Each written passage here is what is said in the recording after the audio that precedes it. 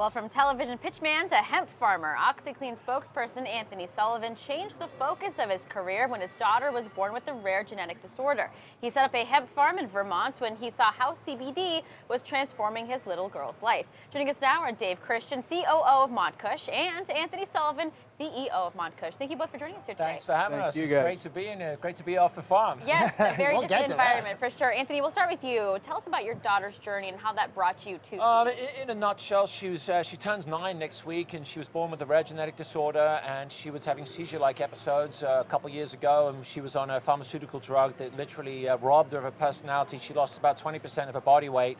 And it was a very difficult thing to go through, and me and her mother elected to try the CBD, go down the cannabis road, and we've had tremendous success. And found myself standing in a hemp field back in Vermont last year, randomly. It was just very serendipitous. And I just had a moment of clarity and thought, if I'm gonna do this, I want to actually get involved and farm the plant itself. So that's how I got into it. And that's fantastic news that your daughter is doing so much better. Dave, let's talk about going to the farm. I mean, how incredible is this to think that just over a year or so ago, you guys were doing this? Did you ever think that this would be something that you'd be moving and pivoting your career to and becoming a farmer for CBD? Did not, absolutely did not. When Sully called me to have a look at this hemp field that he had stumbled across, I thought he was a little bit crazy, but at the same time, I felt like it was a historic moment in time. You know, like the sea of change is coming, and that, you know, cannabis is being accepted as medicine. And so I told him I'd give it a shot. I didn't have neither one of us had any farming experience, but we built our greenhouses and planted 75,000 plants. As a TV pitchman, what was your pitch to him to get him to do this? Besides getting his clothes nice and my dirty. pitch was, look, I've experienced this incredible transformation in my daughter firsthand, and it's an emerging market. It's very, very exciting, and I basically called him up. I've known Dave for about 17 years. We did a few expeditions together, and I said, listen, I'm doing this. You have to talk me out of it.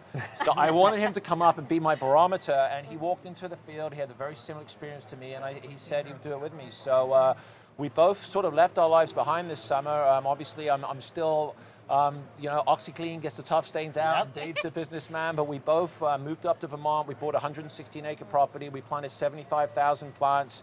Neither of us had farmed anything in our life before, and we just about 2 weeks ago successfully harvested all of it. Wow! So it's been a summer of trials and tribulations and just learning the hard way. But one thing I feel really good about getting into this business, it would have been very easy for me just to put my name and go out and white label a product and say, this is my CBD. I felt this need to go out and actually get my hands dirty, live on the farm, live in an Airstream.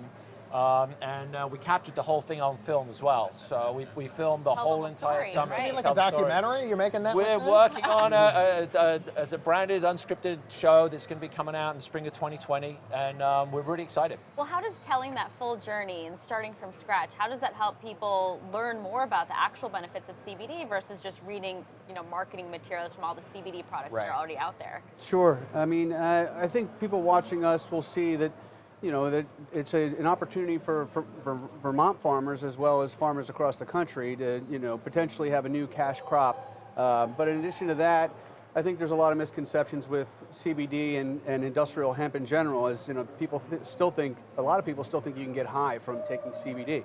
And it's just a misconception. So it's basically the cannabinoids, which is the medicine of the plant, without the high. And so watching our show, you'll be able to see us go through the whole process of hand seeding the flats of plants, to transplanting them into the meadows, to harvesting them, and all the trials and tribulations along the way. Yeah, I mean, it was a great journey for the two of us. There's nothing easy about it. We literally bought the land, we picked the rocks out of the land, we laid 55 miles of irrigation, 55 miles of drip, we dug a 2 million gallon retention pond. There was equipment that we bought that we never used before. So this whole romantic idea sometimes is quitting your day job and we're gonna go start a farm. We actually did it, and it was difficult. We had a very wet spring. We learned, neither of us went in, you know, neither of us had farmed anything, but I really feel that we've positioned ourselves now to, with all the biomass that we have, to really, I don't want to say I think it might be able to say I'm an expert now, because we did it the hard way. Yeah. And I'm very excited about the products we're going to be bringing to market in 2020.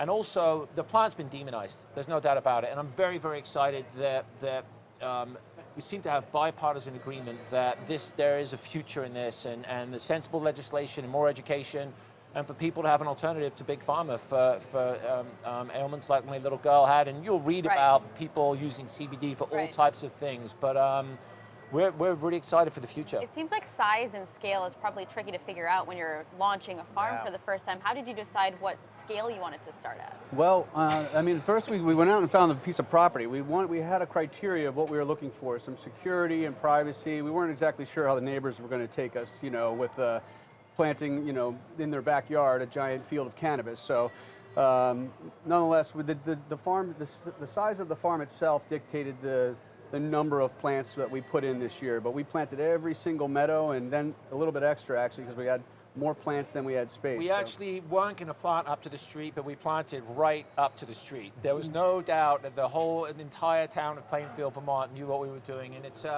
what's been great is we hired local, we bought local. I really think that the people of Vermont were, once they realized we were in town, at first, you know, we were rookie farmers, but once we started hiring and purchasing everything local, I think we were a boost to the local economy. And we've had a successful harvest. It's been a successful first year. There was a couple times when I didn't think we were going to make it. I was like, hey, I think I need to go back to just making TV commercials. But one thing I have learned is OxiClean works great on hemp stains. Yes, I was actually going to say the exact same thing about your clothes are much cleaner as a result. Guys, we only have just a little bit of time, but I definitely really want to ask you this. I don't have to tell you that this is a very saturated environment. Everybody from Rob Gronkowski to Tony Hawk just announced earlier this morning he's doing a CBD line.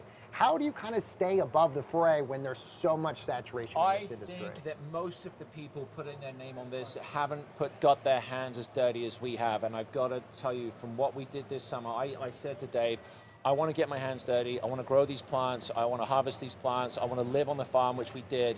And I think the story that we're going to be able to tell through the television show that we're putting together, and also we're doing some extraction processes, some proprietary extraction processes that no one is doing at scale.